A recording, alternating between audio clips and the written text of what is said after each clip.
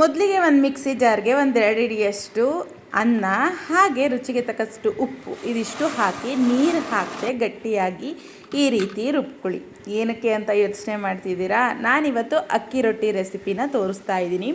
ಇದು ಬಂದು ನಮ್ಮ ಅತ್ತೆ ಹೇಳ್ಕೊಟ್ಟಿದ್ದು. ನನಗೆ ಮದುವೆ ಆಗಿ 1-2 ವರ್ಷ ಆದಮೇಲೆ ಈ ರೊಟ್ಟಿನ ಕಲ್ತಿದ್ದು. ಯಾಕಂದರೆ ನಮ್ಮ ಮೈಸೂರು ಕಡೆ ಎಲ್ಲ ನಾವು ಎಣ್ಣೆಯನ್ನು ಹಚ್ಚಿ ಅಥವಾ ಬಳಿದು ನಾವು ರೊಟ್ಟಿಯನ್ನು ಮಾಡ್ತೀವಿ. ಬಟ್ ನಮ್ಮ ಹಾಸನ ಸೈಡು ಮದುವೆ ಆದಮೇಲೆ ಅವರು ಹಿಟ್ಟನ್ನು ಉದುರಿಸಿ ಕೈಯಲ್ಲಿ ಪಟ್ ಪಟ್ ಅಂತ ಹೊಡೆಯೋ ಅಂಥ ರೊಟ್ಟಿ.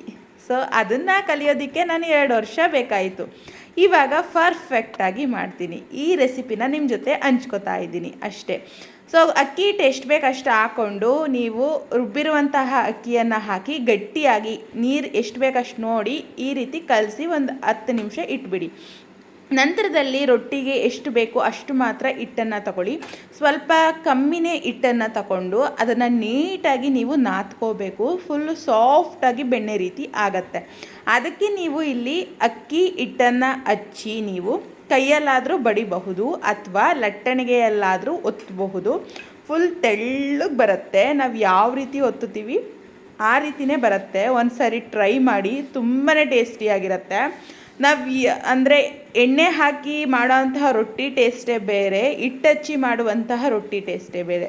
ಅದರಲ್ಲೂ ಕೈಯಲ್ಲಿ ಬಡಿದು ಮಾಡುವಂತಹ ರೊಟ್ಟಿ ಟೇಸ್ಟೇ ಬೇರೆ ಆಗಿರುತ್ತೆ. ಈ ರೊಟ್ಟಿಗೆ ಒಂದು 5-6 ಥರ ಪಲ್ಯ ಇದ್ದರೆ ಖಂಡಿತವಾಗ್ಲೂ 1 ತಿನ್ನೋರು 3 ತಿಂತಾರೆ, 2 ತಿನ್ನೋರು ಅಟ್ಲೀಸ್ಟ್ 5-6 ತಿಂದೇ ತಿಂತಾರೆ. ನಾನು ನಿಮಗೆ 100% ಗ್ಯಾರಂಟಿ ಕೊಡ್ತೀನಿ. ನೋಡಿದ್ರಲ್ವಾ, ಆಗಿನ ಕಾಲದಲ್ಲೆಲ್ಲ ಕೈಗೆ ಯಾವ ರೀತಿ ಶಕ್ತಿ ಇತ್ತು ಅಂದರೆ ಈ ಥರ ಹೊರಳಕಲ್ಲಿ ರುಬ್ಬಿ ಬಟ್ಟೆ ಒಗೆದು ಈ ಥರ ರೊಟ್ಟಿ ತುಂಬ ಜನರಿಗೆ ತಟ್ಟಿ ಒಂಥರ ತೋಳಲ್ಲಿ ಬಲ ಇತ್ತು. ಆದರೆ ಇವಾಗೆಲ್ಲದಕ್ಕೂ ಮಿಷಿನ್ ಬಂದಿದೆ, ರೊಟ್ಟಿಗೂ ಸಹ ಮಿಷಿನ್ ಬಂದಿದೆ. ಬಟ್ ಕೈಲಿ ಮಾಡಿ ತುಂಬಾ ಟೇಸ್ಟಿಯಾಗಿರುತ್ತೆ. 1-2 ರೊಟ್ಟಿ ಮಾಡೋ ತನಕ ಅದು ಮುರಿಯುತ್ತೆ. ನಂತರದಲ್ಲಿ ನೀವು ಕಲ್ತ ಮೇಲೆ ತುಂಬಾ ಚೆನ್ನಾಗಿ ಬರುತ್ತೆ. ಸೊ 2 ಸೈಡು ನೀವು ನೋಡಬಹುದು.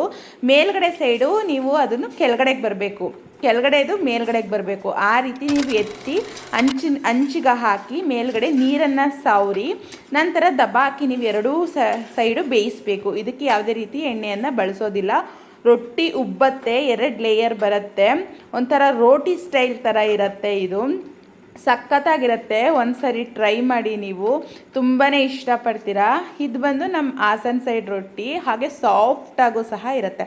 ಈ ರೆಸಿಪಿ ಇಷ್ಟ ಆಗಿದ್ರೆ ಫಾಲೋ ಮಾಡಿ, ಲೈಕ್ ಮಾಡಿ, ಶೇರ್ ಮಾಡಿ. Thank you.